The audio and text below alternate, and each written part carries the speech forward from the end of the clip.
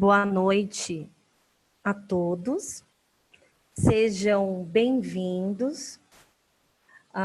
Neste momento, daremos início a mais um evento da Webinar Regional com as 6 subseções do ABCDRR, tá? Agradecemos a presença de todos. O tema do nosso evento será os requisitos e validades da modalidade do acordo extrajudicial, homologado na Justiça do Trabalho. Neste momento, nós vamos registrar e agradecer a presença da expositora, a doutora Tatiane Pastorelli Dutra, a mediadora, a doutora Carla Balesteiro, e registramos a presença e agradecemos dos conselheiros das seccionais. O doutor Marcos Antônio Assunção Cabelo, de Santo André, a doutora Maria Claire Lindron Fidomanzo, de Santo André, e o doutor Roberto Pereira Gonçalves, de Santo André. Do mesmo modo, agradecemos a presença da doutora Irma Pereira Maceira, de São Bernardo, doutor Odilon Luiz Oliveira Júnior, de São Bernardo, e citamos o nome também do doutor Rubens Rocha Pires, de São Bernardo do Campo. Continuamos a agradecer a doutora Osineide Martins Lisboa, o doutor Molitor, de São Caetano do Sul, e a doutora Rosângela Ferreira da Silva.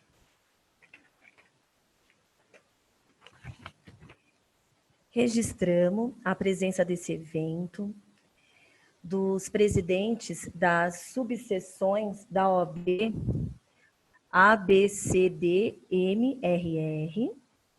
a doutora Andréa Tartucci, da OAB de Santo André, presidente da OAB de Santo André, o doutor Luiz Ribeiro Oliveira Nascimento Costa Júnior, da OAB de São Bernardo do Campo, o doutor João Paulo Borges Chagas, da OAB de São Caetano do Sul, o doutor Fernando Duque Rosa, da OAB de Diadema, doutor Joelito Rodrigues de Paula, da OAB de Mauá, e o doutor Ricardo Abaldi,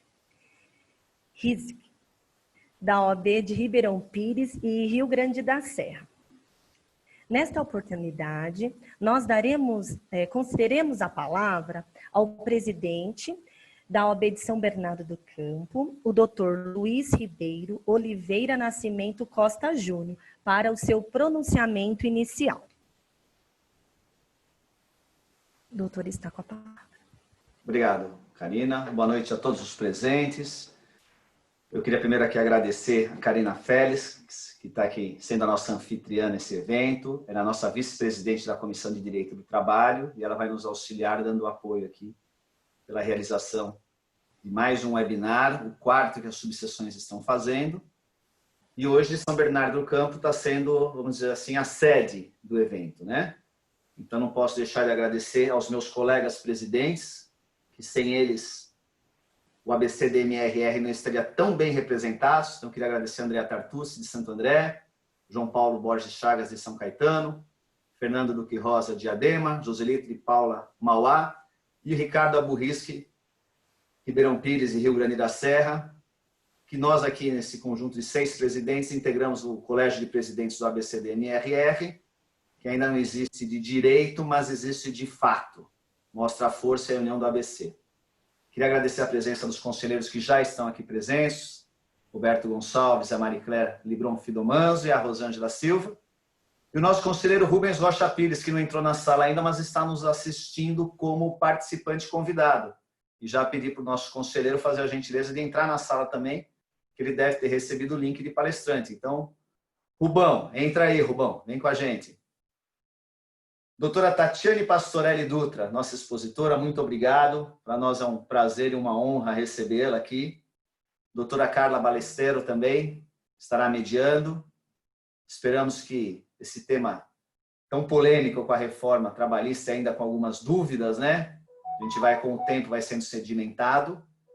Espero que possamos todos aproveitarem este evento, esta palestra, que com certeza irá engrandecer e enriquecer ainda mais. E que possamos, ao final aqui desse tempo de transmissão e aprendizado, sairmos um pouco melhores preparados do que aqui chegamos. Muito obrigado. Obrigado a todos. Obrigado pela presença. Obrigado pela participação. E acompanhem as 6 subseções nas redes sociais, porque algo que nós procuramos fazer aqui é um trabalho unido. Então, às vezes, nós podemos acontecer de ter eventos em horários semelhantes, mas é pela grandeza e a força da região. E nós gostaríamos de poder sempre fazer tudo diversificado, mas aí vamos todos passar o dia inteiro no computador. Então, acompanhem que todas as subseções estão ativas, trabalhando, brigando, lutando pela advocacia, todos juntos. O importante é estarmos juntos agora. Excelente palestra. Doutora Carina, a palavra é sua. Muito obrigado.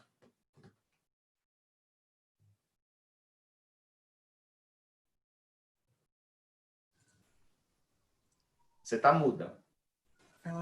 Perfeito. Neste momento, nós introduziremos e consideremos a palavra a todos os presidentes das subseções para saudações iniciais, iniciando pela doutora Andréa Tartucci, da OAB de Santo André, que todos terão um minuto para uma breve saudação. Obrigada, doutora Carina. Bom, boa noite, meus amigos, minhas amigas, advogados e advogadas que estão aqui hoje presentes. É realmente uma honra muito grande participar mais uma vez desse importante webinar regional em que estamos juntos e unidos as subseções do ABCD-MR. Dr. Luiz Ribeiro, presidente, nobre presidente da subseção de São Bernardo do Campo, estará hoje a sediar virtualmente este evento de hoje, cuja convidada, a doutora Tatiane Pastorelli Dutra, fez questão, né, assim como a doutora Carla nos procurou, para transmitir esses importantes conhecimentos e ajudar a advocacia, principalmente no enfrentamento durante a pandemia. Então, minha gratidão, doutora Tatiane, por se disponibilizar a ajudar a nossa classe, seja a advocacia andreense e a advocacia regional do ABCD-MR. Então, gostaria de parabenizá-la e agradecer imensamente a sua presença e a da doutora Carla. E não poderia deixar de cumprimentar os meus amigos, me permitam renovar especialmente meus cumprimentos aos meus amigos de jornada, os meus amigos e companheiros de enfrentamento às questões que hoje nós estamos vivendo de forma tão intensa, que é gerir as subseções. Então, o doutor Luiz Ribeiro, que hoje cedia de forma bastante acolhedora, junto com a doutora Carina, presidente de subseção de São Bernardo, João Paulo de São Caetano do Sul, Fernando Duque Rosa de Diadema, Joselito de Paulo de Mauá e Ricardo Risque de Ribeirão Pires. Então, nós, às vezes, somos repetitivos, mas é no sentido de mostrar a nossa união, não só nesses eventos, mas também no enfrentamento e combate a todo e qualquer tipo de violação às prerrogativas. Então, estamos sempre fortes, juntos e unidos. Gostaria de cumprimentar, então, os nossos conselheiros que hoje estão aqui, Dr. Roberto Gonçalves, que foi também presidente da subseção de Santo André. Muito me honra a sua presença aqui hoje, doutor Roberto, assim como a doutora Marie Claire, doutora Rosângela Silva, doutor Rubens Pires e os demais que estejam aqui chegando. Então, eu deixo o meu abraço carinhoso e desejo muito sucesso na noite de hoje. Muito obrigada. Obrigada, doutora Tartucci. Agora, consideremos a palavra ao doutor João Paulo Borges Chagas. Boa noite a todos, boa noite.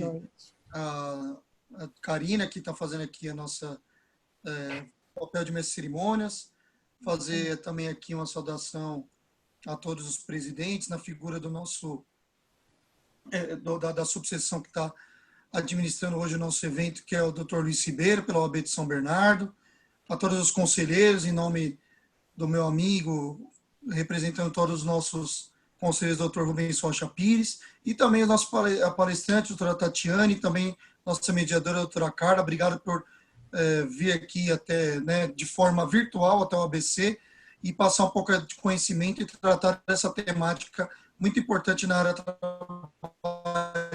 depois da reforma, né? Gostaria de agradecer por vocês que nós colocamos esses eventos à disposição, né? E mando um grande abraço a todos vocês, que aproveitem esse evento e façam isso nas pessoas, os advogados, especialmente de São Caetano do Sul, né? Todos vocês aqui da nossa comarca, nossa região. Eu vejo aqui vários colegas, a doutora Elizabeth, a doutora Graziele, né? Eu vejo vários aqui advogados aqui da nossa subseção. Obrigado por prestigiar o nosso evento. Então, uma boa palestra, que nós consigamos obter um pouco mais de conhecimento nessa nossa área. Obrigado. Obrigada, doutor João Paulo. Agora estará com a palavra o doutor Joselito Rodrigues de Paula, presidente da subseção da OAB de Mauá. Bom, seria o Fernando, mas eu... Tanto faz. Quer falar, Fernando? Desculpa. Tá bom. Então, vamos quebrar a sequência, mas aquilo me permitiu. Muito obrigado, doutor Fernando. Uma boa noite a todos, a doutora Karina Félix, que está conduzindo aí os trabalhos. Quero cumprimentar especialmente a doutora Tatiane Pastorelli Dutra, nossa juíza aqui do Sejusc ABCD-MR, né, por nos ceder um pouco da sua experiência para passar para os nossos colegas aqui da região. Ao mesmo passo, a doutora Carla Balestero, né, que também está participando dessa palestra. Cumprimentar o presidente da nossa OAB São Paulo, doutor Caio Augusto Silva dos Santos, por nos oportunizar esta nova maneira aí de transmitir aos colegas através do Zoom. Ao mesmo passo, ao doutor Davanzo, que é o presidente da CAASP, que sempre nos apoia também. Quero cumprimentar também a todos os conselheiros, em nome aqui do doutor Roberto Gonçalves e a doutora Mariclé, e o doutor Rubens também, que apareceu aqui, em nome dos quais cumprimento a todos os conselheiros seccionais aqui da região. Quero cumprimentar também a todos os presidentes, que não podemos deixar, doutora Andréa Tartucci, de Santo André, doutor Luiz Ribeiro, que é o anfitrião hoje, de São Bernardo do Campo, doutor João Paulo, de São Caetano do Sul, doutor Fernando Duque, de Adema, e doutor Ricardo Risque, de Ribeirão Pires. Aproveito a oportunidade para saudar também o meu presidente da Comissão de Direito do Trabalho, aqui da subseção de Mauá, doutor Sérgio Ortiz, a quem envio-lhe um grande abraço. E, em nome do mesmo, cumprimento a todos os advogados de Mauá que estão nos assistindo. Portanto, muito obrigado pela oportunidade. Desejo a todos uma boa palestra. Muito obrigado. Obrigado, doutor. Agora, com a palavra, o doutor Fernando Duque Rosa, presidente da subseção da OAB de Diadema. Boa noite a todos e a todas. Karina, eu te perdoo, você é muito bonita. Ai, doutor, obrigada. E eu... Isso foi ótimo, a gente ter essa oportunidade para que o Joselito falasse primeiro, elogiou o Caio, fez primeiro que eu esse elogio, né? Que eu vou reiterar também, doutor Caio Augusto, nosso líder maior, que tem apoiado muito a difusão cultural e tem apoiado muito o Colégio de Presidentes da OAB a nível do ABCD-MR.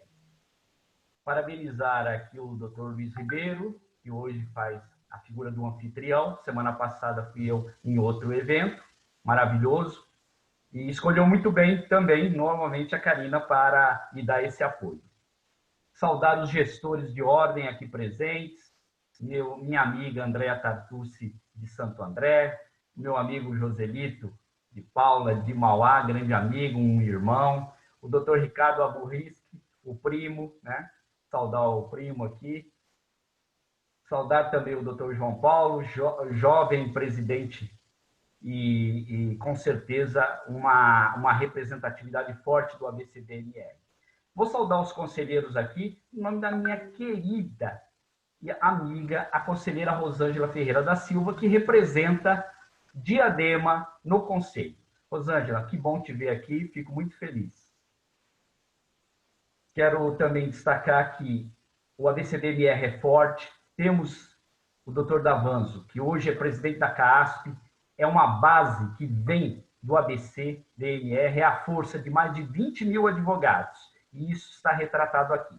Parabenizar a doutora Carla, não a conhecia pessoalmente, parabenizar por se disponibilizar. E, é claro, a doutora Tatiane Pastorelli, do Ultra, juíza que hoje coordena os trabalhos do Sejusc, muito simpática, uma grande conciliadora, já fizemos várias audiências e hoje tivemos uma oportunidade de fazer uma às 14 horas no Sejusc. Pena que não deu acordo, né, Excelência? Saudar a todos os advogados e advogadas e destacar os advogados de Diadema, que estão aqui prestigiar, e o faço na pessoa da doutora Cristina Madureira, que é a minha presidente da Comissão do Direito do Trabalho. Desejo a todos uma boa noite. Muito obrigado. Boa noite, doutor Fernando. Obrigado. E agora, por fim, a palavra com o presidente, doutor Ricardo Abalt, presidente da subseção de da OAB de Ribeirão Pires e Rio Grande da Serra. Boa noite a todos. Gostaria de saudar todos os conselheiros aqui presentes do nosso ABCDMR, na pessoa do Dr. Roberto Gonçalves, ex-colega aí, presidente na última gestão, tive o prazer de estar participando aí junto com ele, e da doutora Rosângela também. Gostaria que transmitissem os meus agradecimentos e felicitações e parabenizar pelo trabalho que vem fazendo a seccional na pessoa do Dr. Caio, sua diretoria, e também da CAASP, o Dr. Davanzo, ao lado da sua diretoria. Gostaria de saudar todos, vou ser bem breve, tá, para não ser repetitivo e também para passar a palavra a quem vai falar e a quem a gente veio ouvir, mas saudar todos os meus colegas presidentes do ABCDMR, na pessoa do meu amigo, Dr. Luiz Ribeiro, que é o anfitrião do evento. Gostaria de saudar a Karina Félix, que é anfitriã aqui, que vem fazendo a divulgação, aí vem passando a palavra às pessoas. Obrigado, parabéns. Saudar também a doutora Carla Balesteiro, que vai ser a mediadora aqui dessa palestra, dessa live. Parabenizar, saudar e agradecer a aceitação do convite para a doutora Tatiane Pastorelli Dutra, juíza. Assim como eu falei com o doutor Glauco, também a considero uma juíza que sem suspeição alguma, mas amiga da advocacia, entende a advocacia. A gente teve o prazer aqui em Ribeirão Pires de tê-la aqui conosco. E assim, muito obrigado mesmo. O tema hoje é muito palpitante. Eu acho que é muito interessante para a advocacia. Agora, inclusive, nesses tempos aí de pandemia, vem sendo realizadas audiências de conciliação. Então, é importante, eu acho que a gente acaba dando andamento aos processos, o negócio não fica muito parado.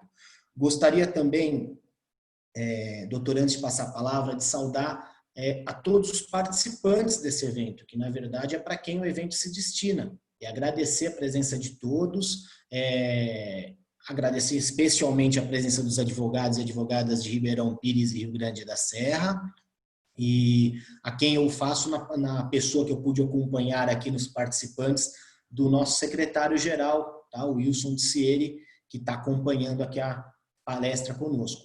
Então, assim, sem maiores delongas, eu espero não ter esquecido de ninguém, procurei fazer em linhas gerais, que é para a gente não repetir muito, mas realmente agradecer mais a doutora Tatiane por mais uma vez estar aqui. Ela fez uma live com o doutor Felipe aqui na nossa OAB de Ribeirão Pires, acho que umas 3 semanas atrás, se eu não me engano, mais ou menos isso. Também foi uma muito boa live, o pessoal elogiou muito, então tenho certeza que todos vocês estarão em boas mãos aí e ouvindo realmente uma juíza que tem muito a passar para nós advogados. Muito obrigado. Obrigada, doutor Ricardo. Agora, neste momento, nós vamos passar a palavra ao representante do doutor Caio Augusto da Silva dos Santos, o presidente da nossa seccional. Quem, neste momento, estaria com a palavra seria o doutor Rubens. Contudo, ele não está com dificuldade para ingressar até a nossa sala. E aí, por ele ser conselheiro de São Bernardo do Campo, e São Bernardo do Campo está sediando este evento. E deste modo, nós vamos conceder a palavra à doutora Rosângela Ferreira da Silva, conselheira seccional de Diadema. Para sua saudação. Boa noite a todos. Está me ouvindo? Sim, doutora. Eu realmente não estava preparada para a palavra, mas eu agradeço pela oportunidade, né? Parabenizo o nosso querido presidente, doutor Luiz Ribeiro, né, por essa possibilidade, na pessoa do qual eu dou aí as saudações aos presidentes, a doutora Andréia, ao doutor Ricardo, ao meu querido presidente, doutor Fernando Doce Rosa. Agradeço a colaboração, né, dos presidentes com a nossa seccional, o trabalho todo que tem sido feito, todas as palestras, as lives, eu acho que é muito importante para a advocacia, e esse evento de hoje também, eu acho que é muito importante para que possamos aprender mais um pouquinho, conhecer, e eu agradeço às palestrantes por disponibilizar o tempo delas em prol dos colegas e todas as pessoas que estão aqui nesse momento. Aos nossos queridos conselheiros presentes nesse evento também, eu deixo aqui o meu abraço, porque na segunda-feira estivemos já junto na nossa reunião de conselho, e assim, só agradecer e desejar um ótimo evento a todos. Obrigada. Obrigada, doutora Rosângela. Neste momento, nós vamos apresentar a palestrante e a mediadora deste evento. A expositora será a doutora Tatiane Pastorelli Dutra, juíza do trabalho do TRT da 2ª Região, supervisora do Sejusc do ABC, pós-graduada em Direito do Trabalho e Processo do Trabalho, graduada pela Faculdade de Direito de São Bernardo do Campo, e temos a doutora Carla Balesteiro. A doutora será a mediadora deste evento. Antes de passar a palavra, ressaltaremos que a previsão da palestra será em torno de 40 a 50 minutos. Os participantes que tiverem dúvidas podem estar encaminhando pelo chat, que eu estarei colhendo as dúvidas, e ao final, dentro dessa previsão do tempo, nós teremos passando as dúvidas para a palestrante, a expositora e a mediadora. Doutora Tatiane e doutora Carla estarão com a palavra.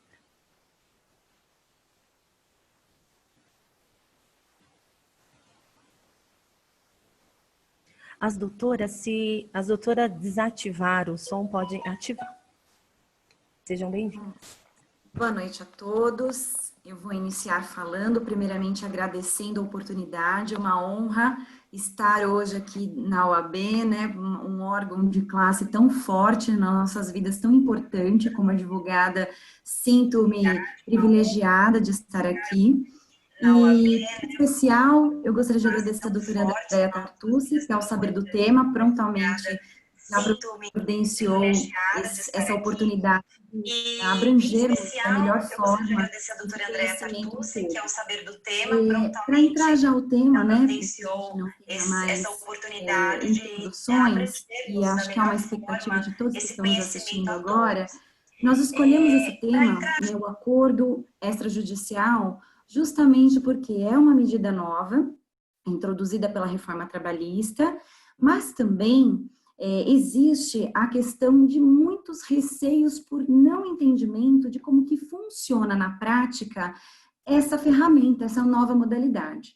Então, nós assumimos esse desafio aqui junto com a doutora Tatiane, que por ser juíza, supervisora do Sejusc, que vivencia muito essa modalidade, e os assuntos nós tentamos colocar de uma maneira que fique prático a todos os advogados, mas também abordaremos questões espinhosas do tema, as dúvidas essenciais dos advogados.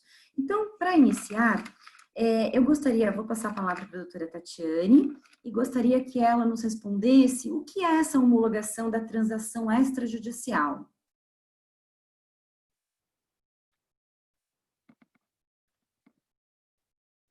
E gostaria que ela nos respondesse o que é essa homologação da transação extrajudicial.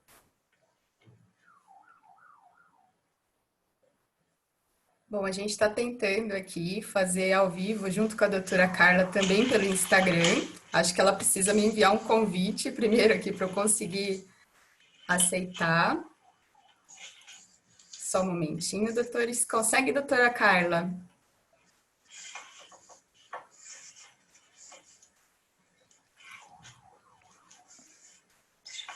Consegue enviar o convite?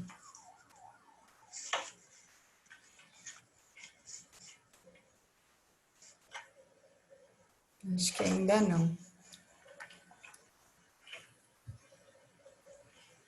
A doutora Tatiana não está conseguindo entrar, então nós vamos gravar. Manda novamente o convite. Essa matéria e depois colocaremos aqui para vocês assistirem depois.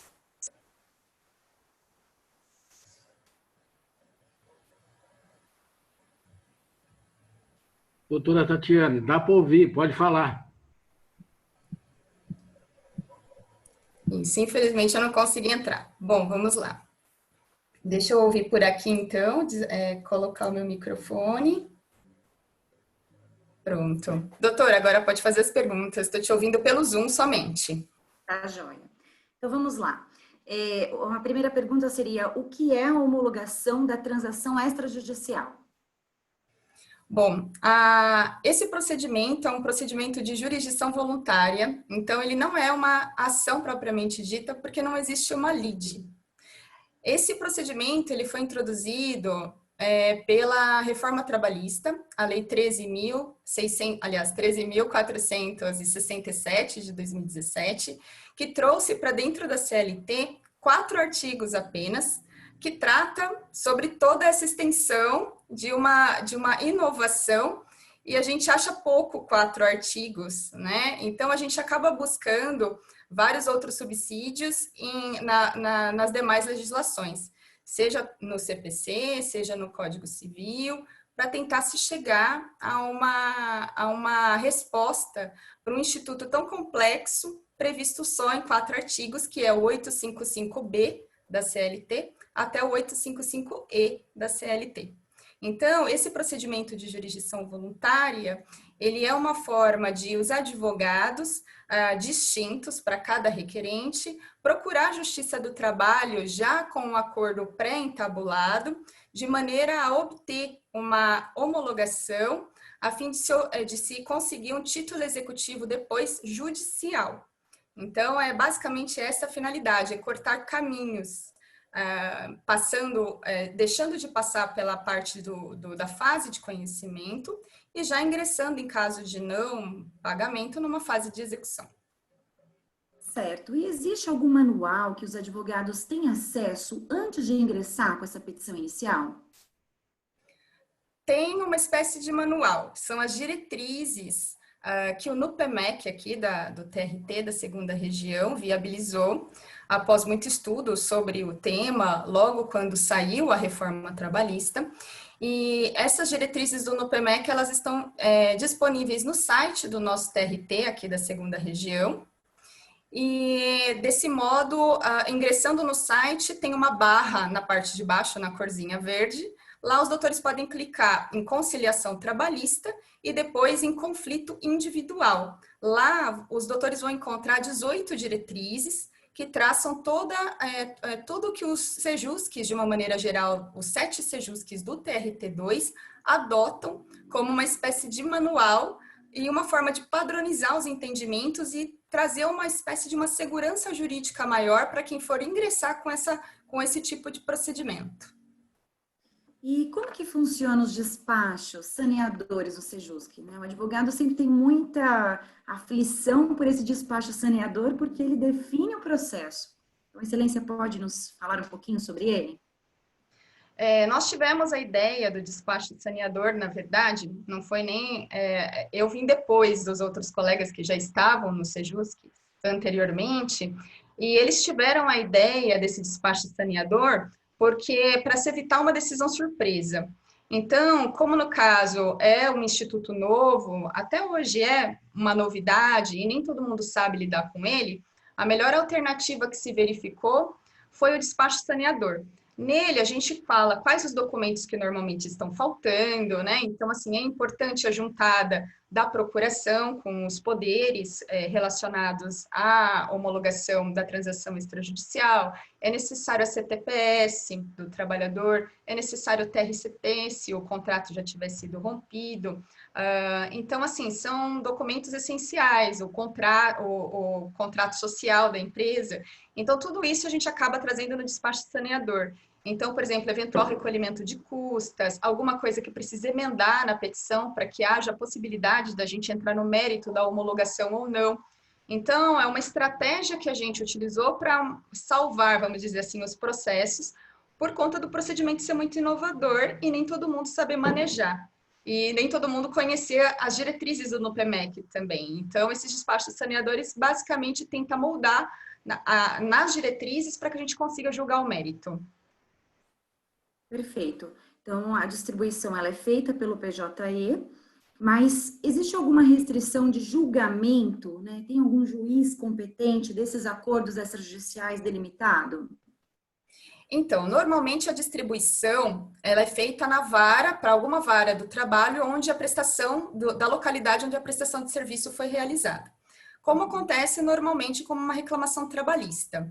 Ocorre que a nossa vice-presidente administrativa, em conjunto com a presidência, criou o ato 8 de 2019, revogando uma recomendação anterior, que era para que os juízes enviassem os processos de transação extrajudicial para os Sejuscs, e trazendo nesse ato 8 de 2019, justamente essa faculdade, essa faculdade mesmo que os juízes da vara têm de enviar.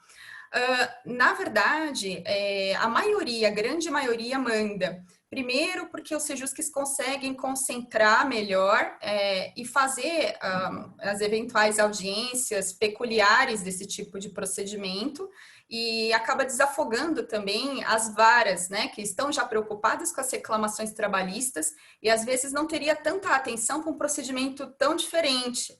Então, a maioria, acho que 90 e poucos % das varas, quando vê a distribuição do HTE, que é o nome dado a esse procedimento no sistema do PJE, o antigo Rotrex, né, que a denominação anterior era Rotrex, a vara ela já encaminha para o Sejusc correspondente da jurisdição. Então, no caso do ABC, né, então envolve todos os presidentes, né? Todos os Sejuscs, todas as varas, que acho que são 24 varas no total, que encaminham para a gente e a gente vai julgando. Então, mas assim, o juiz ele não é obrigado a enviar. Então, se ele quiser julgar, ele julga. Só que pode acontecer uma determinada discrepância com relação à uniformidade que os Sejuscs adotaram. Então, às vezes, um juiz julga de uma maneira e depois a gente ouve no Sejusc, né? Ah, mas o juiz da vara tal, ele faz de tal maneira e vocês não. Porque a gente tenta padronizar nos Sejuscs, né? O NUPEMEC, ele criou as diretrizes para que os Sejuscs toquem a mesma música, né? E não fique cada um julgando de uma maneira diferente. Agora, óbvio que se o juiz da vara ele não quiser enviar, ele não é obrigado. Perfeito. E nós, como advogados, o que nós temos que observar? Quais os requisitos essenciais que tem que constar nessa petição inicial, Excelência? Bom, os requisitos de praxe é o endereçamento para uma das varas, então, onde tem ocorrido a prestação de serviços, e aí os doutores podem até me perguntar o porquê que eles não podem eleger o foro, já que é um acordo. A gente não permite a eleição do foro, porque a Instrução Normativa 39 do TST, ela não admite esse tipo de eleição. Então, mesmo que se trate de um acordo entre as partes, não se pode escolher qualquer Sejusc, né, qualquer vara para se distribuir. Ah, o Sejusc de Santo André é mais rápido, né, o Sejusc do ABC é mais rápido, então eu vou distribuir para Santo André ou São Bernardo e tal. Ah, o Sejusc de Osasco é mais rápido, então vamos distribuir para uma das varas de lá. Então, a gente padronizou nesse sentido, de que, na verdade, apesar de ser uma competência relativa, por ser territorial, a gente acaba considerando como se fosse uma eleição de foro, e aí, usando a instrução normativa 39 do TST, a gente não admite. Então, o endereçamento correto é uma dos requisitos, a qualificação dos requerentes é um outro requisito, o que está sendo efetivamente transacionado, então, quais as verbas que efetivamente estão fazendo parte daquele acordo, qual é a natureza jurídica correta daquela verba, os valores que estão sendo transacionados, de quem que é a responsabilidade pelos recolhimentos previdenciários e fiscais, qual é o valor da causa, e o valor da causa ele tem que embutir também eventuais honorários do sindicato, eventuais honorários advocatícios que tenham se combinado, porque o valor da causa ele tem que corresponder ao valor efetivamente transacionado que engloba tudo isso. E isso acaba constando no despacho saneador também, para a gente não sair julgando sem resolução de mérito. A gente dá uma oportunidade para que os requerentes consertem a petição inicial, né? Emendem a petição inicial e deixe tudo certinho, né? E a cláusula penal também, que não pode faltar, porque em caso de descumprimento tem que ter alguma penalidade para quem descumpriu. Basicamente, essas questões. Sobre a cláusula penal, é possível colocar um valor menor que 50%, que é a praxe que nós vivenciamos, né, nas mesas de audiência, normalmente o juiz coloca de 50% a 100%. Como é um acordo, seria possível colocar um valor menor do que esse mínimo praticado? Sim, doutora Carla, é possível. Inclusive, isso está previsto na diretriz 9 do NUPEMEC, que fala que a cláusula penal, ela de praxe é 50%, mas nada impede que os requerentes ajustem um valor a maior ou a menor, tomando como parâmetro 50%, né? O que não pode não ter é a cláusula penal, porque ela é necessária para que realmente, em caso de descumprimento, haja uma penalidade, uma efetiva necessidade mesmo da existência dessa cláusula para que haja uma coação, né, vamos dizer assim, de que a pessoa realmente que se comprometeu a pagar, efetivamente pague na data correta, certinho, e é uma segurança, né, para o trabalhador também, que já está fazendo acordo, às vezes por um valor menor, de que naquela data ele pode contar com aquele dinheiro sob pena de multa. Nos termos de acordo que nós realizamos nos processos, há alguns juízes que exigem a assinatura do trabalhador no termo, como uma anuência. Nesse caso, seria um requisito também constar a assinatura do reclamante, no caso requerente, né, na petição inicial? Não é um requisito, né? O artigo 855B da CLT, ele fala que os requerentes, eles devem estar representados por advogados distintos. Então, e que a petição deve ser conjunta. Então, havendo a assinatura dos advogados com poderes, com a procuração juntada aos autos, já é o suficiente. Então, e como que deve ser essa petição conjunta? Ou se assina fisicamente, converte em PDF, né, escaneia em PDF e lança no PJE, já com as assinaturas físicas, ou a pessoa, ela pode, vamos dizer, o advogado do trabalhador peticiona e logo em sequência vem uma outra petição de ratificação do outro requerente, ou pode vir, vamos dizer, a petição assinada só pelo advogado do trabalhador, né? E logo em sequência, digitalmente, ou então na mesma petição, vamos dizer, a mesma petição assinada fisicamente pelo advogado do trabalhador, mas eletronicamente pelo advogado do outro requerente. Aí já está suprida a exigência da petição ter que ser realizada conjuntamente. Então, são essas as alternativas para que seja uma petição efetivamente conjunta e não precisa necessariamente da assinatura do trabalhador e nem do preposto da empresa. Perfeito.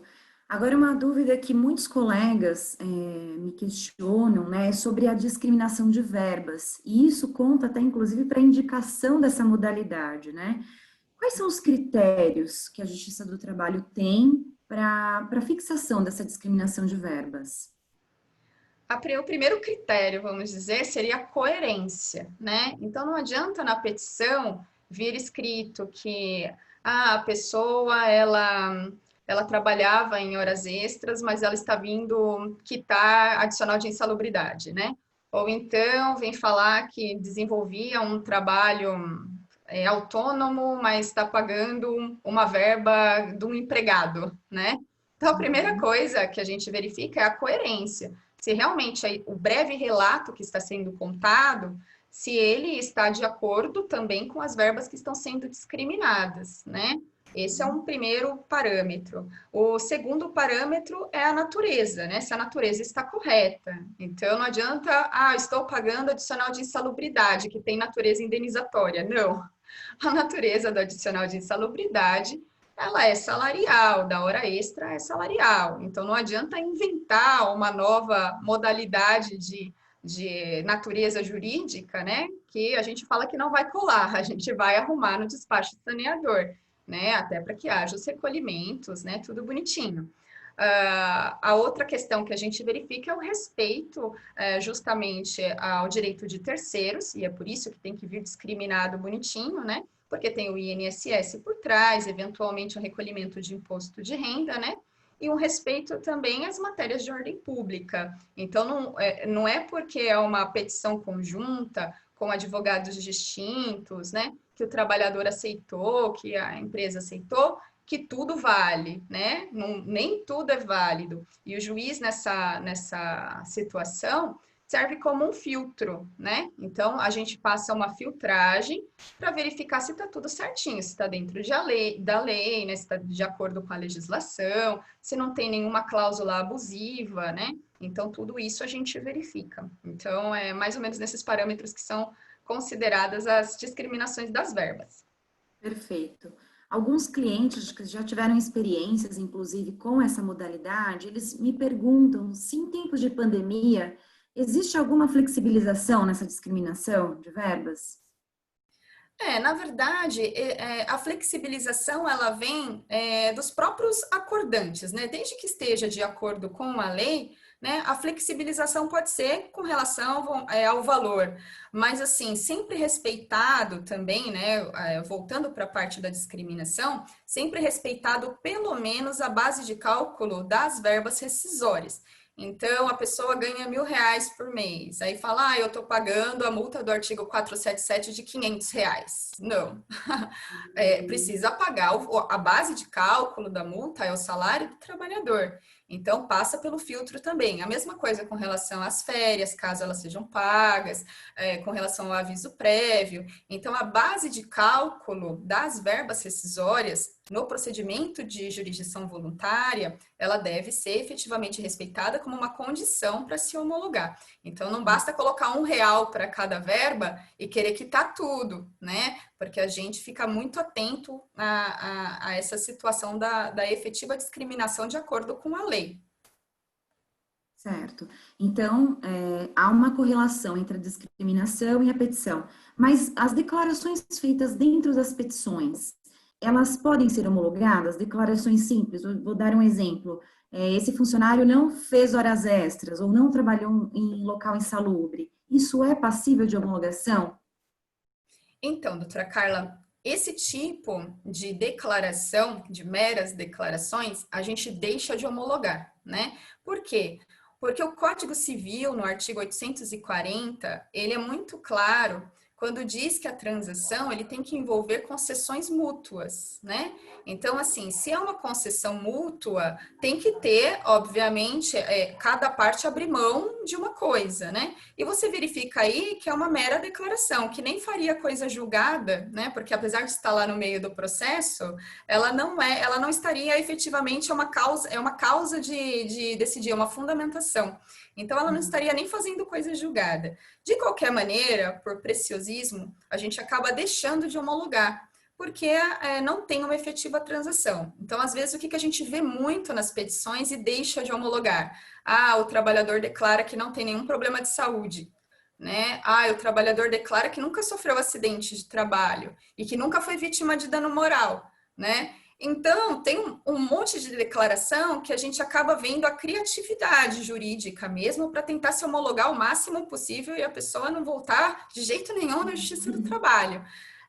Mas é muito complicado, né? Porque não há uma transição. Não tem um valor efetivo de eventual dano moral e tudo mais, né? E nada impede que o trabalhador lá na frente, se efetivamente ele se sentiu moralmente atingido de alguma maneira, que ele venha buscar os seus direitos. Né? Então, assim, normalmente, quando se trata de acordo extrajudicial, a gente já sabe que a transação, ela envolve, na verdade, um determinado valor, e que aquele valor é suficiente para o trabalhador, né? O trabalhador recebendo aquilo, ele acha justo. Então, não é uma reclamação trabalhista, onde normalmente o trabalhador, ele saiu chateado, ele saiu revoltado com a empresa. Não, normalmente as audiências, quando elas acontecem, são muito tranquilas, né? E a gente conversa com o trabalhador e fala, não, é isso mesmo que a empresa me deve. É só isso, né? Então, não precisa ficar rebuscando a petição, tentando colocar declarações que não são objeto de transação, né? Efetivamente, não é esse o interesse do trabalhador. Ele não vai querer entrar posteriormente para pedir alguma coisa que não está lá. Porque se entraram num acordo, não é mesmo? O próprio trabalhador sabe que é aquilo que ele tem de direito, né? Ele não vai pretender voltar como uma espécie de vingança da empresa, porque o que tudo indica, o próprio acordo extrajudicial já demonstra que os interessados estão de bem, vamos dizer assim, estão em paz. E demonstra boa-fé, né? Exato, demonstra uma boa-fé. Tanto que a gente não tem notícias de acordos realizados extrajudicialmente, ainda que a gente vai entrar nessa parte, né? Ainda que com uma quitação restrita, a gente não tem notícias de posteriores reclamações trabalhistas de um trabalhador que quis pedir mais alguma coisa, né? Então, é aquela situação mesmo, todo mundo de boa fé, assinando os documentos e a gente daí não homologa essas declarações porque realmente não são efetivamente transações nos termos do artigo 840 do Código Civil. Perfeito. No acordo extrajudicial é possível a expedição de guia de FGTS, seguro-desemprego? Tem alguma polêmica nesse sentido? Então, a diretriz número 14 do NUPEMEC, ela é bem clara no sentido de que não haverá a expedição de alvarás, nem para levantamento de FGTS e nem para habilitação do seguro-desemprego. E por quê? Como não é uma ação trabalhista, não é uma reclamação trabalhista, é um procedimento de jurisdição voluntária, não existe lide. Se não existe lide, prevalece a obrigação de fazer da empresa, que é qual? A emissão das guias, né? Normalmente a gente expede alvará porque a empresa, por algum motivo, se nega a entregar. Tem uma briga, tem uma discussão, às vezes até com relação à modalidade de rescisão, e não quer entregar as guias. Então, para facilitar, a gente acaba fazendo o trabalho da empresa, né? Expedindo o alvará para facilitar a vida do trabalhador. No caso da transação extrajudicial, não existe uma lide, então prevalece a obrigação de fazer. Eventualmente, em casos excepcionais, por óbvio, né? A pessoa não consegue levantar, comprova nos autos, a questão da força maior, agora em época de pandemia, teve um problema com a Caixa, que não queria liberar os valores, aí é uma outra situação, é uma excepcionalidade. Mas, em regra, a gente aplica a diretriz 14 do NUPEMEC. Perfeito. Eu vivenciei uma vez até, inclusive, da juíza combinar multa diária para a entrega das guias, para o cumprimento da obrigação própria da empresa mesmo. E há alguma possibilidade do acordo extrajudicial ser indeferido de plano? Ser distribuído e ser indeferido? Sim, tem essa possibilidade. É uma das diretrizes também do NUPEMEC, eu não me recordo agora qual exatamente, mas fala da possibilidade de indeferimento prima facie. E quando que isso acontece? Por exemplo, em casos de situações manifestamente ilegais, verificadas pelo juiz, manifestamente inadmissíveis, ou no caso, por exemplo, de o acordo já ter sido pago, né? Esse caso do acordo já ter sido pago é a diretriz 18 e, salvo engano, a outra diretriz é a diretriz número 2. Então, vamos supor, manifestamente legal. Uma vez eu peguei no Sejusc um caso que se falava que a transação, ela envolvia, na verdade, um trabalho voluntário. Que eu fui ver, né, você abre, obviamente, a lei do trabalho voluntário e você verifica todos os requisitos. Nesse caso, né, o trabalhador ele recebia salário, o que já vai totalmente de encontro ao trabalho voluntário, que não recebe nada, você recebe no máximo o reembolso das despesas que eventualmente você tiver realizado, e desde que isso esteja previsto, né, expresso no contrato. Quando eu peguei aquela petição e verifiquei aquilo, eu falei, é ilegal, né? Está completamente contrário à lei, não tem como salvar por meio de um despacho saneador, porque todos os documentos mostravam que não era trabalho voluntário. Que tipo de trabalho era? Eu não sei, você não entra nesse mérito, você só sabe que aquilo, daquele jeito que está contra a lei do trabalho voluntário. Um outro caso que eu peguei envolvia estágio, né? Quando eu fui pegar, a pseudo-estagiária trabalhava coisa de 8 horas por dia, o que já vai de encontro, né, à lei do estágio, não tinha nenhum termo de estágio com nenhuma faculdade, com nada, só juntaram um boleto comprovando a mensalidade da faculdade que ela fazia, quer dizer, não cumpriu a lei do estágio, manifestamente ilegal, e nesses casos também não tem como salvar, você extingue o processo, na verdade, resolvendo o mérito, indeferindo aquela homologação, porque ela está contrária à lei, né? Então, tem essas situações. E outra situação também é no caso do pagamento. Então, vamos supor, a pessoa já recebeu tudo, já recebeu verbas rescisórias, tudo que eles tinham combinado naquele acordo extrajudicial já foi pago. E aí eles ingressam com o pedido de homologação. Só que já efetivou todo o pagamento, não tem transação mais, né? O que tinha que ser transacionado já foi e já pagou, né?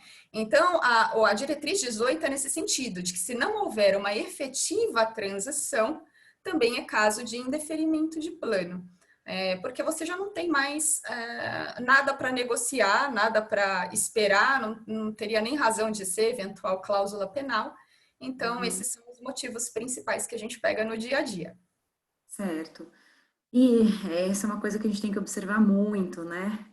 E realmente é difícil explicar isso para o cliente, né? Mas tem que ser realmente colocado. Com relação à pandemia, lá nos acordos que nós realizamos na mesa de audiência, normalmente é possível convencionar as custas serem recolhidas ao final, né? Depois que se paga o crédito trabalhista, se recolhe custas, às vezes honorários periciais. É possível também aqui nessa modalidade de acordo extrajudicial? Então, nessa situação, nós temos outra diretriz, que é a diretriz número 3, né? Essa diretriz, ela prevê o quê? Que o artigo 789 da CLT, ela não tem, que fala das custas, né? Ela não tem como ser aplicada num procedimento de jurisdição voluntária, porque não tem uma lide, não tem vencido, né? Então, assim, não tem como encaixar dentro do procedimento de jurisdição voluntária.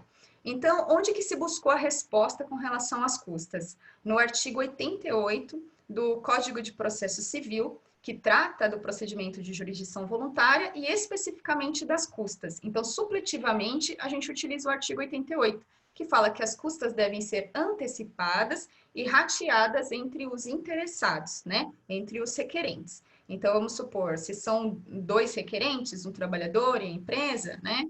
Então, vai ser metade das custas para cada um.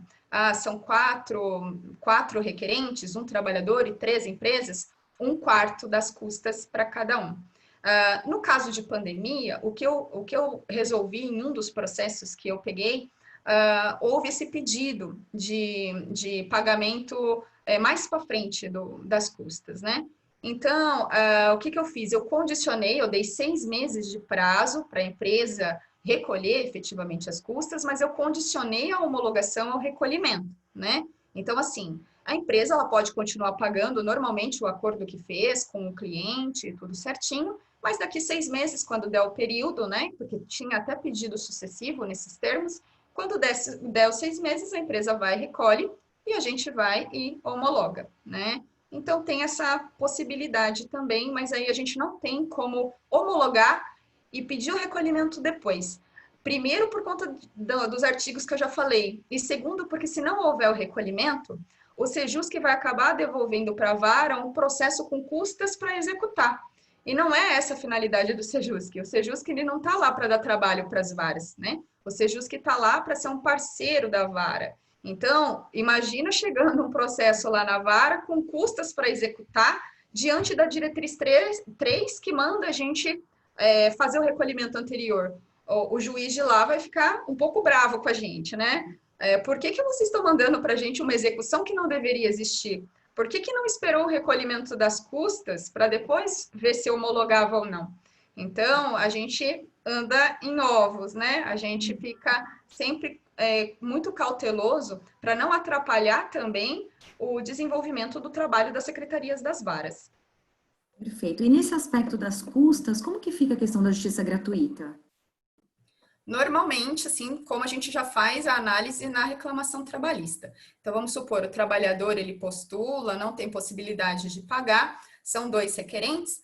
Como são 2% do valor da causa, o valor das custas, 1% do trabalhador vai ser isento e a empresa recolhe o 1% faltante. Se forem 4 requerentes, o reclamante fica isento de 1/4 do recolhimento das custas e os 3/4 vão ser divididos, né? 1/4 para cada empresa recolher, sempre baseado em 2% sobre o valor atribuído à causa.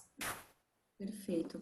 Em tempos de pandemia, as audiências, doutora, como que estão sendo encaradas no acordo extrajudicial? Ela é um fator obrigatório para homologação? E tem alguma flexibilização nesse momento especial que nós estamos vivendo? O artigo 855-D da CLT, ele já vem trazendo para a gente, ele já fala que é uma faculdade do juiz a realização das audiências na homologação de acordo extrajudicial. Porém, a gente tem uma diretriz que fala, né, que por conta das peculiaridades que envolve esse procedimento, como é um acordo, né, você precisa verificar se o trabalhador conhece efetivamente o advogado que está lá com ele, se não está tendo nenhum tipo de fraude. Então, aquele olho no olho, aquela ratificação, aquela necessidade de conversa prévia com o trabalhador antes de sair homologando, né, a gente acha muito importante, né? Então, tem uma diretriz do Sejusc que fala que, apesar de ser facultativa, é interessante sempre fazer. Porém, agora, nesses momentos de pandemia, a gente, no próprio Sejusc, nas reclamações trabalhistas normais, a gente já está dispensando o comparecimento das partes, porque nem todo mundo tem essa tecnologia para participar das audiências virtuais.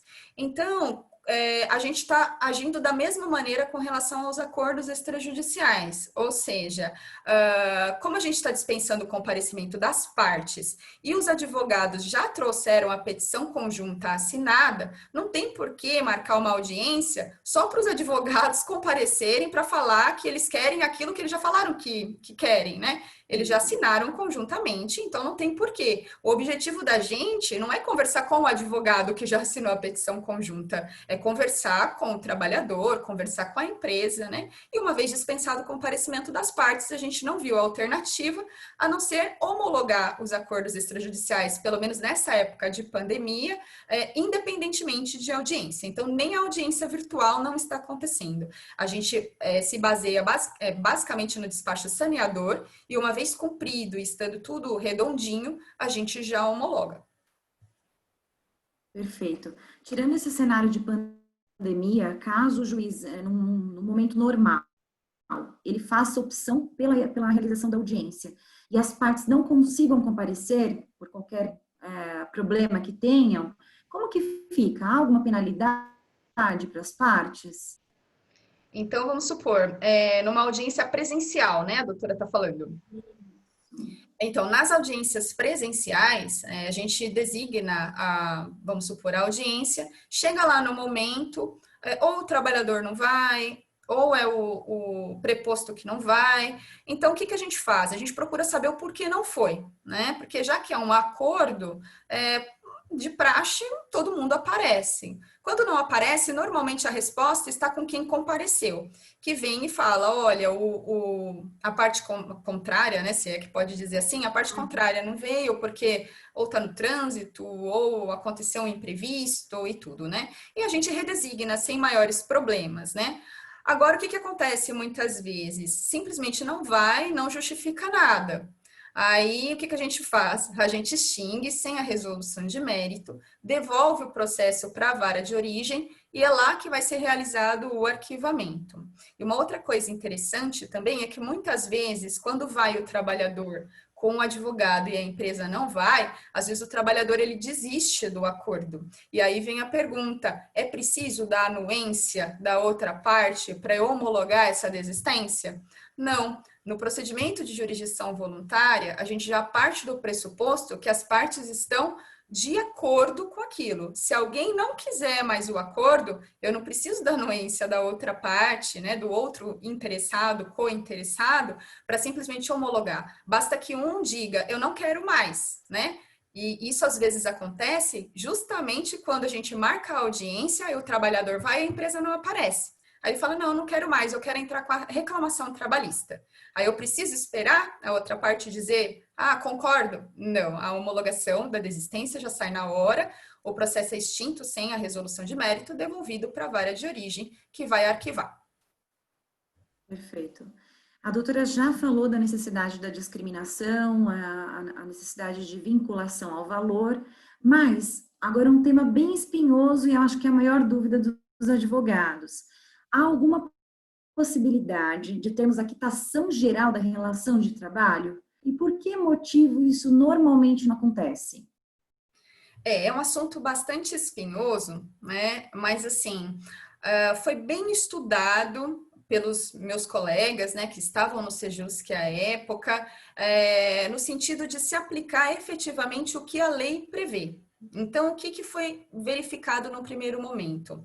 O artigo 515, parágrafo 2º do Código de Processo Civil, ele é muito claro quando ele fala assim, que nos acordos, né, nas autocomposições judiciais, né, e a gente fala claramente judicial e não extrajudicial, é possível você dar quitação para a pessoa estranha ao processo e dar quitação também para uma relação jurídica não deduzida em juízo.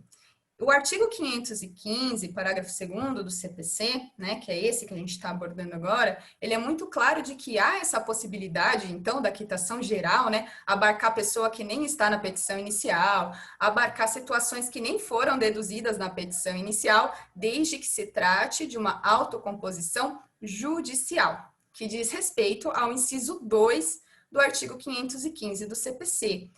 A autocomposição extrajudicial, ela é prevista no inciso 3 e ela não é abarcada pelo parágrafo 2º. Esse é o primeiro motivo pelo qual a gente não dá a quitação geral. O segundo motivo é o artigo 843 do Código Civil, que tem lá o capítulo das transações. O artigo 843, ele é muito claro no sentido de que a transação, ela deve ser interpretada restritivamente. Então, não tem como eu sair homologando genericamente se o próprio Instituto da Transação, ele prevê uma interpretação restritiva daquilo que efetivamente está sendo transacionado. Um outro artigo que a gente usa para justificar também a homologação restrita ao objeto do processo é porque o próprio artigo 855-E da CLT, introduzido pela reforma trabalhista, ele fala que haverá a suspensão da prescrição quando você ajuizar um procedimento, né, de acordo extrajudicial, só com relação aos direitos especificados na petição de acordo. Então, como que eu posso simplesmente dar uma quitação genérica, né, se esses 3 artigos me mostram que essa possibilidade, ela vai contra a legislação? Por que que o legislador da reforma, ele traz essa suspensão da prescrição, falando que que só vai suspender a prescrição com relação àqueles direitos especificados na petição inicial, se o objetivo fosse a quitação geral? Muito provavelmente ele teria trazido uma outra redação, creio eu. Então, fundamentando todas essas legislações, fazendo uma interpretação sistemática, considerando o Código Civil, a própria CLT, o Código de Processo Civil, a gente chega à conclusão de que a quitação geral nesse procedimento de jurisdição voluntária, ela não é possível, né? Isso está previsto na diretriz número 11 do nosso NUPEMEC. Então, são estas as razões pelas quais a gente não atribui a quitação geral.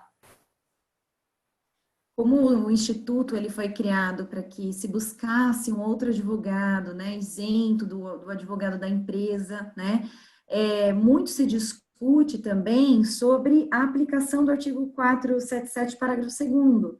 Por quê? Será que não é um rigor excessivo tratarmos desse assunto, sendo que existe um profissional ali isento, analisando a situação, e que ele possa dar essas orientações, se aceita ou não aquele acordo? Qual é a sua opinião com relação a isso?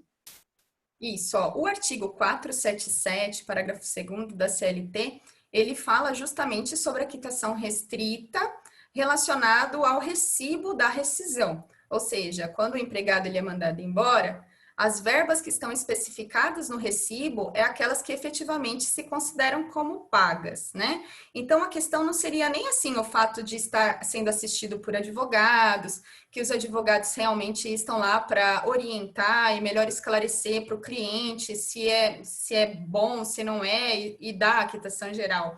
A nossa interpretação, ela também é no seguinte sentido: o legislador da reforma, ele trouxe, quando ele quis dar a quitação geral, ele trouxe expressamente esta verbalização na lei, né? Então, por exemplo, se os doutores pegarem o artigo 477B da CLT, que também foi introduzido pela reforma trabalhista, pela mesma lei que trouxe a homologação de transação extrajudicial, esse artigo 477B, ele fala do PDV. E ele fala o seguinte, que quando o trabalhador adere ao PDV, a quitação é plena e irrevogável, né? A quitação é geral. Então, vem a pergunta, né? Será que se o legislador quisesse que a transação extrajudicial tivesse quitação geral, ele não traria a mesma expressão trazida pelo artigo que trata do PDV? Afinal, foi o mesmo legislador que criou os dois artigos. Por que o PDV é quitação geral e na hora que ele fala da homologação extrajudicial, ele não fala em quitação geral, pelo contrário, ele fala que a prescrição será suspensa com relação aos direitos especificados na petição inicial. Então, se fosse, no nosso entendimento, né, do NUPEMEC, aqui da Justiça do Trabalho, da 2ª Região, se a intenção do legislador fosse a quitação geral, ele teria dito, assim como ele disse na questão do PDV. Como ele não disse nada, muito pelo contrário, né, ele traz a questão da suspensão só com relação ao que realmente está sendo transacionado, então, por mais um motivo, a gente não homologa, não traz a homologação geral. A homologação ela é restrita ao que efetivamente está sendo transacionado. Esse é um tema que meus colegas devem estar lá todos, né, aflitos, porque é difícil mesmo termos esse entendimento, né? A expectativa da lei, quando veio essa modalidade, todos esperávamos um resultado efetivo diferenciado, né? Mas entendemos as explanações de segurança jurídica, né? Uhum.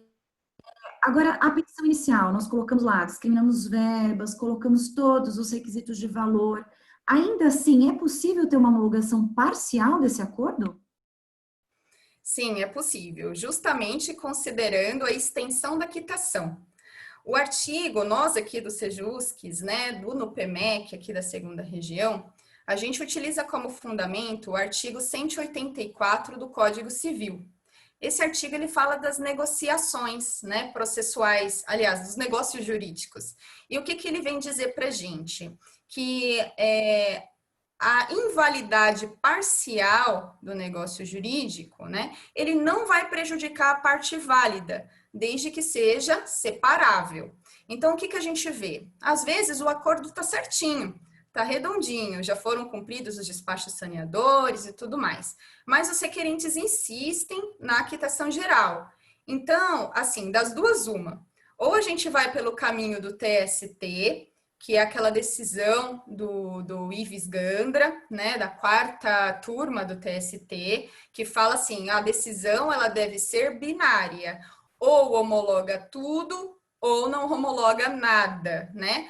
Aqui no TRT da 2ª região, a gente tenta chegar no meio termo, ou seja, a gente homologa tudo o que é válido e só não homologa a quitação geral. Então, isso dá ensejo a um acolhimento parcial da homologação, o que soa um pouco estranho, né? Porque, na verdade, não era bem aquilo que as partes queriam. E é por isso que o ministro Ives Gandra, no voto dele, ele fala, foram reformadas 3 decisões dos Sejusques aqui do TRT da 2ª região, que tinham optado pelo acolhimento parcial. Então, não significa dizer que a decisão do TST está confrontando, aliás, né, que a nossa diretriz número 11 está confrontando a decisão do TST. Não, porque a gente, na verdade, a gente não fala, a diretriz ela não fala em homologação parcial. Isso foi um consenso para tentar salvar toda a parte válida do acordo. Mas se prevalecer, por enquanto é uma decisão turmária, obviamente, né, lá do TST, e nós não estamos vinculados a essa decisão. Mas se posteriormente ela passar a ser vinculada, muito provavelmente, acredito eu, será a decisão do TRT aqui da 2ª região, será pela homologação de nada, né? Então, se homologa tudo ou não se homologa nada. Mas, assim, até porque a súmula 418 do TST, ele fala que é uma faculdade do juiz a homologação do acordo, tanto que não cabe mandado de segurança em caso de não homologação, porque não há um direito líquido e certo para que essa homologação aconteça. Então, nós estamos fazendo de tudo para tentar salvar o acordo extrajudicial. E a gente fala para vocês que, assim, apesar de 90% das petições virem com o pedido da homologação total, né, da quitação total, conversando no momento das audiências com os requerentes, a gente tem obtido também os mesmos 90% de quitação restrita. Eles acabam emendando a petição inicial no momento da audiência, aceitando a quitação restrita pelo objeto do processo.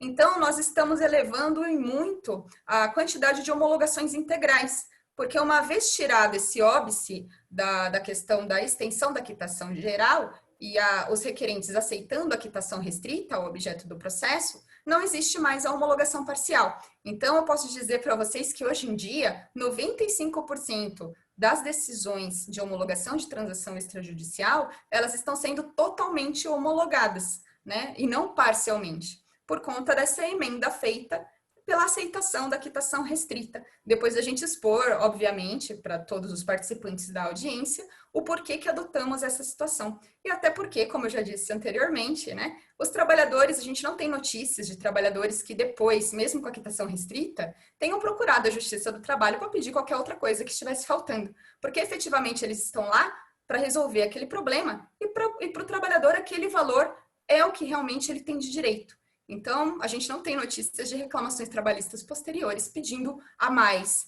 mesmo com a quitação restrita pelo objeto do processo.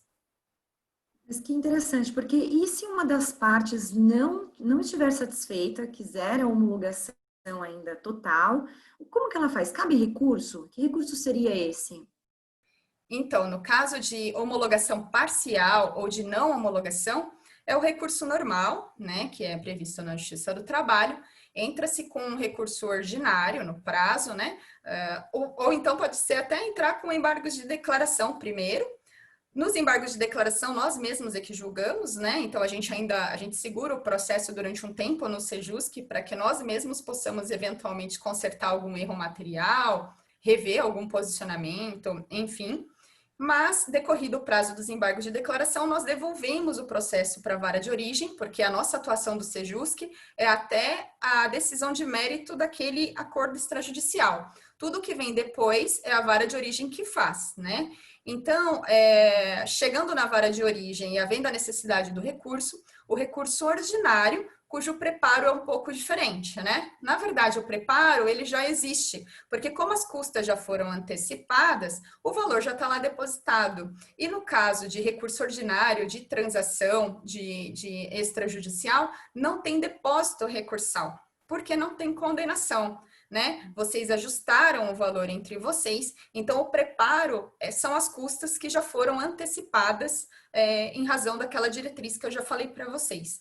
Então, e é uma outra questão que o pessoal costuma perguntar também, é se precisa a petição de acordo ser conjunta, né? Já que a petição inicial, a exigência da lei é que ela venha assinada conjuntamente, e se eu quiser recorrer e o outro não quiser recorrer?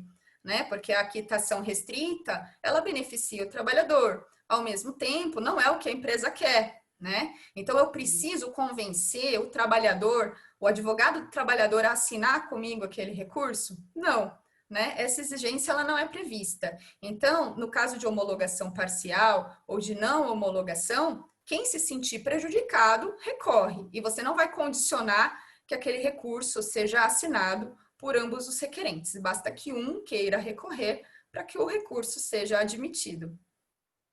Perfeito. E com relação às matérias, né, a questão de vínculo trabalhista, que é uma das matérias, acho que, mais procuradas nessa modalidade, né, quero quitar uma relação à vida, não quero reconhecer o vínculo. É possível fazer um acordo sem o reconhecimento de vínculo nessa modalidade? Esse é um outro assunto bastante espinhoso, para variar, porque a gente leva bastante a sério, né, a legislação. A lei trabalhista, ela prevê o contrato de emprego como um contrato realidade, né? Em todos os manuais de direito do trabalho, né, que a gente pega, vem dizendo que não cabe às partes dizer se há ou não o vínculo de emprego, porque uma vez cumpridos todos aqueles elementos fáticos jurídicos que se encaixem perfeitamente no conceito de empregado e empregador, né, a subsunção do fato à norma já atraia o reconhecimento do vínculo, né? Então, vamos dizer, numa lide, numa reclamação trabalhista, o trabalhador vem e fala, eu tenho vínculo. Aí vem a empresa e fala, não, não tem, né? Chega lá na hora da audiência, o juiz pergunta, não tem possibilidade de composição, não tem possibilidade de fazer um acordo. E daí chega lá na hora e fala, não, tudo bem, a gente paga tanto, né? Só que a gente não reconhece o vínculo.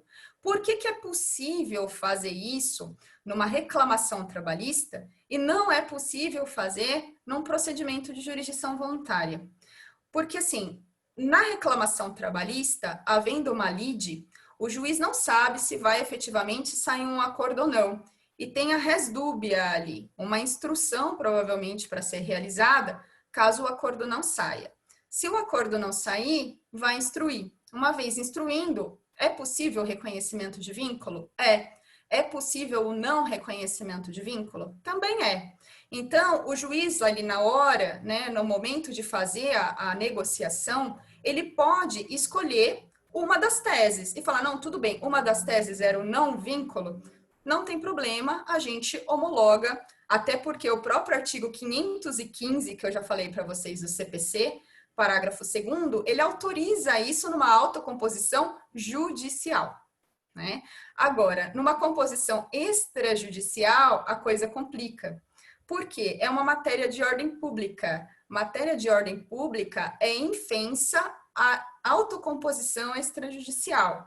Porque se assim não fosse, eu poderia simplesmente chegar no momento de uma contratação para um trabalhador e falar, olha, vamos combinar o seguinte, o senhor trabalha para mim, mas não é vínculo, né? E mesmo assim estarão presentes todos os requisitos, né, de um contrato de vínculo empregatício. Todos os elementos fáticos jurídicos vão estar presentes, mas nós combinamos que não vai ser vínculo, tudo bem?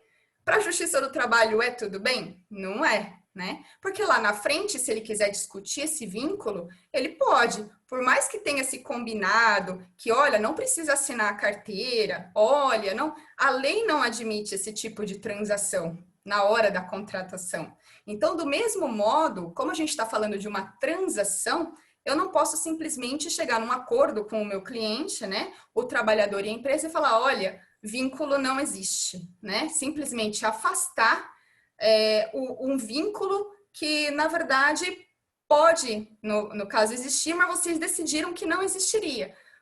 Se não é possível esse tipo de negociação quando da contratação, também não é possível esse tipo de transação no momento em que você vai efetivamente extinguir um contrato de trabalho. Vocês não podem chegar num conluio e simplesmente dizer, olha, não teve vínculo, porque daí não tem uma res dúbia, né, para o juiz. Tem um combinado entre os advogados e os clientes. E isso para a gente daí já não serve, porque seria uma forma de fraudar a legislação trabalhista, né? Não tem lide, não tem nada, e a gente combinou que simplesmente não tem vínculo, quando na verdade, muito provavelmente tem. Tanto que a gente muitas vezes pega as petições dizendo, olha, é uma relação de autônomo, mas eu estou aqui para pagar o 13º, estou aqui para pagar o aviso prévio, aí você já fica totalmente incoerente a discriminação das verbas, né? Então, a nossa diretriz número 12, ela não admite o afastamento de vínculo de emprego por ser matéria de ordem pública e efetivamente violar direito de terceiros. Né? Então, imagina, né? Se a gente assim admitisse, acabou o recolhimento previdenciário, acabou a reclamação trabalhista, ninguém mais vai entrar com reclamação trabalhista, todo mundo vai combinar que vínculo de emprego não existe. Então, é justamente por isso que a gente aplica a diretriz número 12. Certo. E com relação à execução desses acordos firmados, né? Combinei lá 10 parcelas de R$1.000 com o trabalhador e uma empresa. Como que funciona se na 5ª parcela deixei de cumprir? Já está homologado, já recolheu custas, está tudo certo, né?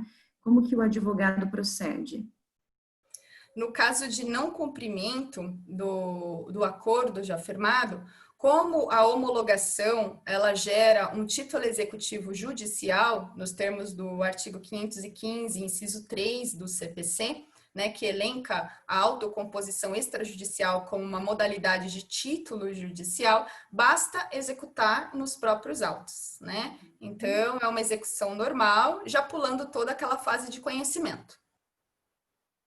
E pela sua experiência, doutora Tatiane, o que tem chego mais agora, nesse momento de pandemia, no Sejus, com relação a essas modalidades de acordo extrajudicial?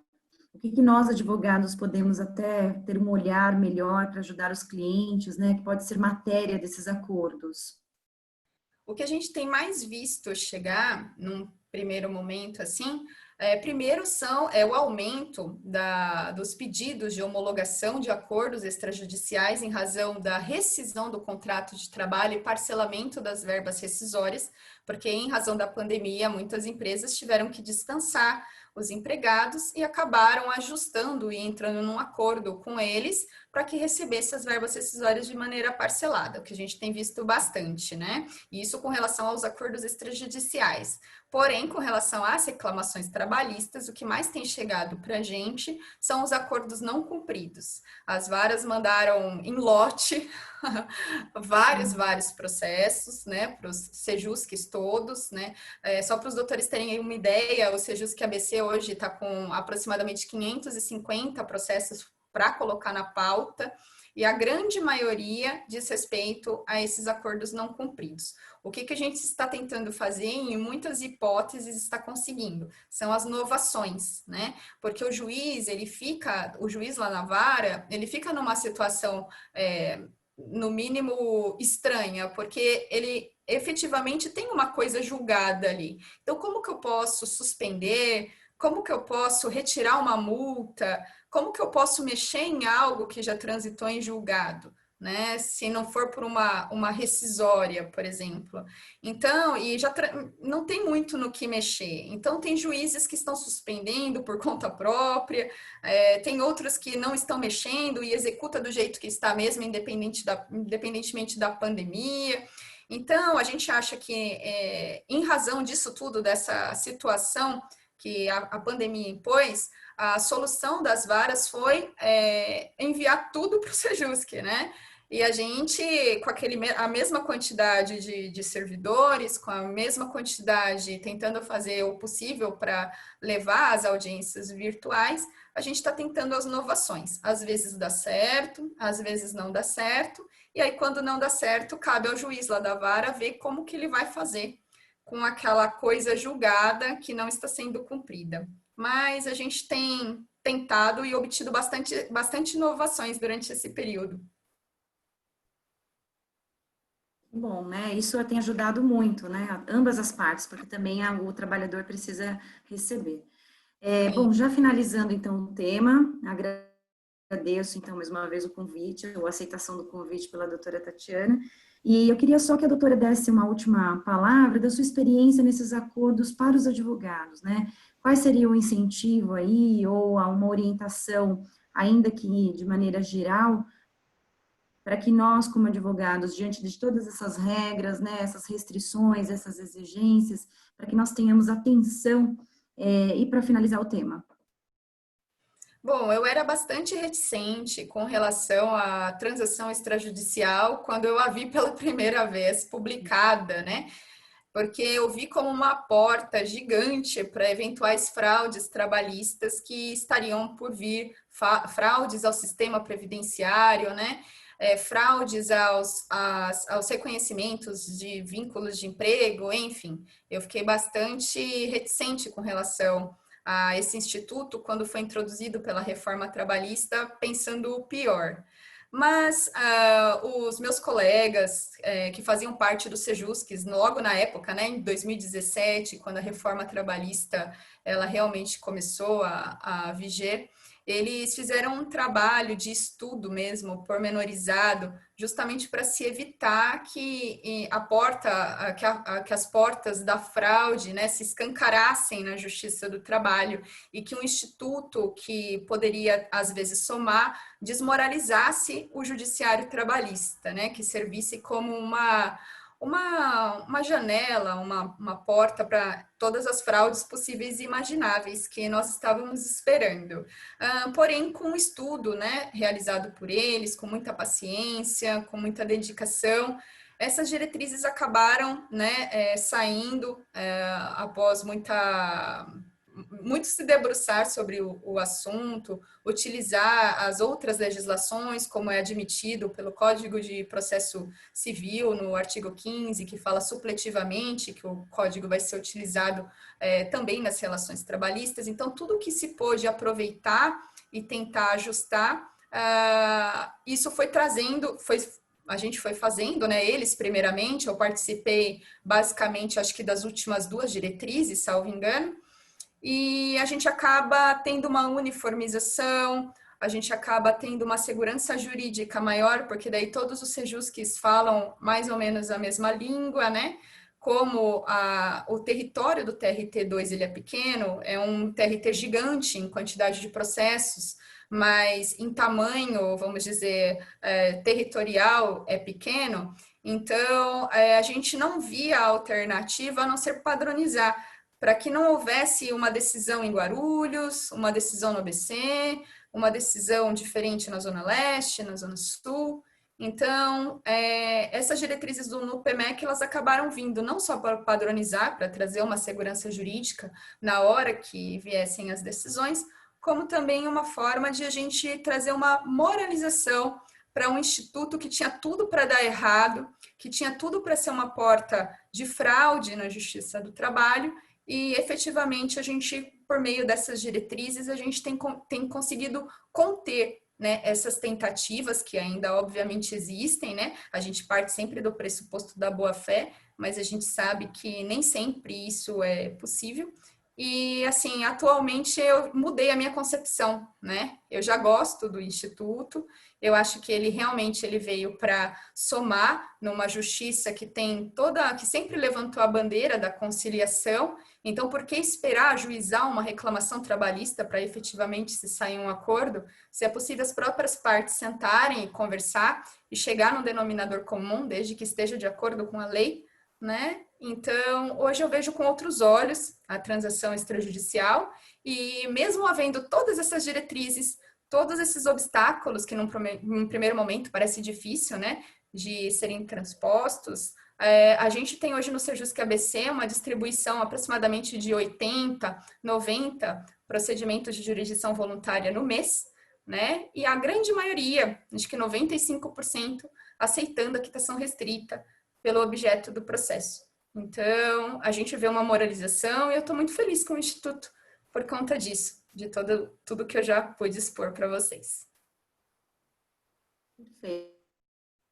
Então, acho que a Karina fica com a palavra. E, mais uma vez, obrigada a todos aí pela oportunidade de mediar esse tema tão maravilhoso e instrutivo aqui para todos nós, advogados. E eu gostaria, inclusive, antes da Karina falar, né, eu já comecei falando, a gente tentando ver se conseguia fazer, né, pelo Instagram também, que o pessoal estava aguardando, ansioso, mas acabou que a gente não conseguiu, e eu acabei não agradecendo, né, aos presidentes das OABs que estão aqui presentes, a minha região de coração, né, eu moro em Santo André, já atuei em Mauá, assim que eu saí do Sejus, que inclusive eu sou auxílio fixo lá na terceira vara de Mauá, junto com a doutora Meire, né? Então, quando acabar a minha estadia aqui no Sejus ABC, daí depende mesmo das presidências, né? O meu lugar é na terceira de Mauá, tenho um grande carinho por Ribeirão Pires também, que foi o lugar onde eu atuei como servidora durante 6 anos aproximadamente, fui diretora lá, trabalhei com a doutora Olívia Pedro Rodrigues, eu fui assistente dela durante um tempo. Trabalhei também durante 1 ano e meio em Diadema, foi a minha primeira lotação logo que eu passei no concurso, e lá eu pude aprender muito com os advogados de Diadema, né? As primeiras audiências foram lá, eles todos pacientes comigo, eu ainda aprendendo, né? Porque a gente não nasce sabendo. E, enfim, em Santo André também eu atuei na terceira vara de Santo André como servidora também durante 1 ano, e eu moro lá, né? Só não tive ainda passagem, salvo engano, por São Bernardo do Campo, ficou faltando São Bernardo. São Caetano eu fiquei 1 mês também, durante um tempo, ficou faltando acho que só São Bernardo do Campo. Mas a região do ABC é muito querida e eu gostaria de agradecer o convite de todos vocês, na pessoa dos respectivos presidentes. Obrigada. Obrigada, doutora. Já agradeci a brilhante palestra, explanação. Eu identifiquei algumas perguntas no chat e, devido ao horário, eu selecionei uma, doutora, tá? Quem fez a pergunta no chat foi o doutor Júnior. Ele perguntou: o FGTS não recolhido pode fazer parte do acordo ou as guias devem ser recolhidas? O grande problema da questão do FGTS, inclusive eu chamo a atenção dos doutores, caso ainda não tenham tomado conhecimento dessa mudança legislativa ocorrida na Lei 8.036, né, que é a lei do FGTS, no final do ano passado, salvo engano foi em dezembro do ano passado, falando que a quitação do FGTS só vai ser assim considerada e depositada na conta vinculada do trabalhador. Então, o que a gente sempre adverte, né? Se for fazer o pagamento do FGTS, discriminar a verba como sendo o FGTS, deposita na conta vinculada para não ter problema de ser cobrado 2 vezes, não pelo trabalhador, né? Mas por quem acha que tem o direito de ter esse valor depositado na conta, né? Então, a gente sempre adverte nesse sentido. Teve, inclusive, também um ofício da PGFN, salvo engano, nesse sentido, que para se considerar o FGTS efetivamente pago, deveria necessariamente ser depositado na conta vinculada do trabalhador. Então, das duas, uma. Ou não discrimina como FGTS, ou deposita na conta vinculada discriminando como FGTS. E daí já a própria empresa já emite a guia para que o trabalhador vá lá e consiga levantar. Isso é válido, né? Essa determinação, salvo engano, é o artigo 26 da Lei 8.036, essa redação alterada. Eu não sei se tem se é 26A ou 26 mesmo, né? Mas é bom dar uma olhadinha, porque isso não é válido só para homologação de transação extrajudicial, é válido para acordos judiciais também, que eventualmente os doutores venham a fazer. Daí acha que já está tudo pago, que já está tudo certo, e de repente vem uma cobrança pelo fato de não ter sido depositado na conta vinculada e eles simplesmente considerarem como não pago. Então, a gente sempre adverte para que os doutores se atentem a essa mudança legislativa ocorrida, salvo engano, em dezembro do ano passado. Sim. Doutora, selecionamos uma outra pergunta do doutor Amaurir. Ele pergunta no chat: e quando as partes, empregado e empregador, querem fazer o acordo, mas ambos não querem registrarem na Justiça do Trabalho, penso que é homologar na Justiça do Trabalho, existe alguma penalidade ou pode ter alguma problemática posterior para as partes? Se não quiser registrar num acordo extrajudicial, vamos dizer? Sim. Não, simplesmente, ou a gente indefere a homologação, ou vamos supor, se tiver os requisitos de uma representação processual, né, aliás, um representante autônomo, né, um representante comercial, desculpa até a terminologia. Se for considerado um representante comercial e ali eles disserem, olha, não é vínculo porque é um representante comercial, qual é a opção? A gente considerar a remuneração que está sendo quitado restritivamente, a remuneração do representante comercial, sem que isso retire desse trabalhador o direito de ele vir à Justiça do Trabalho, desconfigurar essa representação e dizer, olha, na verdade não era representação, é um vínculo de emprego. Ah, mas o que acontece com o valor que eu já paguei? Vai ser deduzido de eventual e futura condenação. Então, assim, é possível fazer, é um contrato de estágio. Tá tudo certinho, tudo dá a entender que efetivamente é um contrato de estágio. É possível homologar como contrato de estágio? Sim. Aí, mas como que a gente faria? Olha, a gente está dando quitação para a bolsa estágio, ou a gente está dando quitação para algum outro direito do estagiário. Ah, mas isso vai tirar do estagiário, né, vamos dizer, o direito de procurar a Justiça do Trabalho para conseguir desconfigurar, falar assim, olha, houve uma fraude no meu estágio. Na verdade, eu não era estagiário, eu fazia serviço de empregado, a minha carga horária era de um empregado, né? É possível? É. Então, e o que vai acontecer com aquele valor que ele já recebeu a título de bolsa estágio? Vai ser deduzida de uma eventual condenação, caso o vínculo de emprego seja efetivamente reconhecido. Então, aspas, né? A penalidade seria essa. No Sejusc ABC, a gente tinha bastante desgaste, né? Era muito desgastante as audiências quando tentava-se dizer que não era emprego, era estágio, ou não era emprego, era representante comercial, ou era autônomo, ou era qualquer coisa, né? E havia essa cláusula que possibilitaria o empregado, né? O trabalhador posteriormente, caso assim achasse que tinha alguma questão errada, de vir a procurar a Justiça do Trabalho para ver reconhecido o vínculo de emprego. Gerava um grande desgaste durante a audiência o fato de a gente considerar quitado só a remuneração ou só a bolsa estágio, enfim. Então, no Sejusc ABC, o que a gente fez? A gente simplesmente não homologa mais, né? A gente indefere para não ter nenhum tipo de contratempo nesse sentido. Então, tem alguma relação que não seja de emprego, entra com uma reclamação trabalhista, vai lá ver o que é, porque a gente não tem como, porque não tem oitiva de testemunha, a gente só fica baseado em documento, né? E é muito difícil dizer se há ou não um vínculo de emprego, ou se é realmente, se está correto, é um vínculo de estágio, né? Se é realmente um trabalhador autônomo, baseado simplesmente em documentos. Porque a Justiça do Trabalho ela é baseada no princípio da primazia da realidade. E essa primazia da realidade, ela é capaz de derrubar documentos. Então, como que eu vou conseguir dar uma homologação como se fosse um autônomo, se numa eventual instrução descobrir que, na verdade, empregado era e não um autônomo? Então, a gente optou por não homologar. Então, estou afastando o vínculo de emprego por qualquer tipo de outra situação, a gente indefere, aí é possível recorrer, né? Ou, eventualmente, ingressar com uma reclamação trabalhista para ver que tipo de relação era aquela. Sim.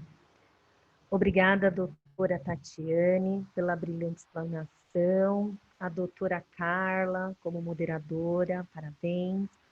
Agora, neste momento, eu passo a palavra para o presidente da OAB de São Bernardo do Campo, doutor Luiz Ribeiro Oliveira Nascimento Costa Júnior para o pronunciamento final. Bom, queria agradecer a doutora Tatiane pela exposição, muito engrandecedora, muito esclarecedora. Tenho convicção, como disse inicialmente, que sairíamos daqui bem mais esclarecidos, e não tive nenhuma surpresa. Efetivamente, foi de grande valia para toda a advocacia. Muito obrigado por nos propiciar, ceder de vosso tempo para nos passar esses esclarecimentos. Doutora Carla, obrigado pela mediação, perguntas realmente interessantes e práticas, né? Porque não adianta nós irmos só com hipóteses, é importante a advocacia, precisa saber efetivamente a prática, como reagir, o que fazer.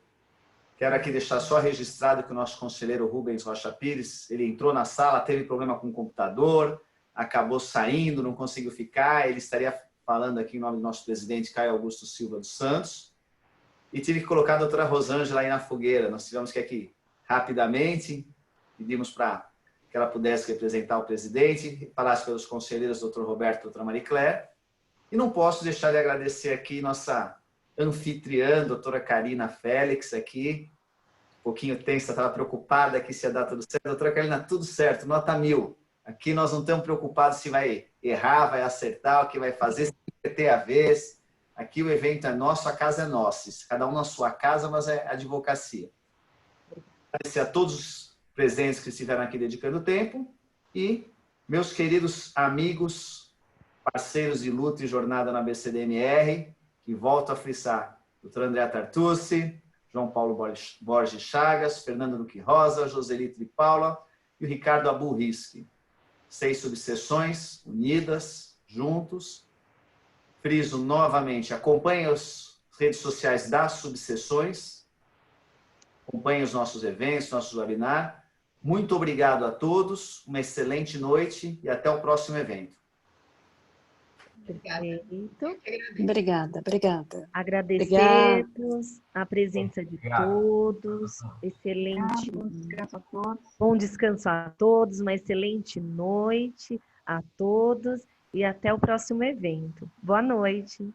Boa noite. Boa noite. Obrigada, doutora Karina. Boa noite a todos. Doutora Carla. Karina, Carla. Forte abraço a todos. Boa noite a todos. Conselheiros. Doutora Parabéns, Tatiane, doutora Tatiane. Carla. Excelente, hein, doutora Carla? Obrigado Excelente. a todos. Boa noite. Oi, Joselito, agora pode ir para casa. Estou esperando. Boa noite. Boa noite a todos.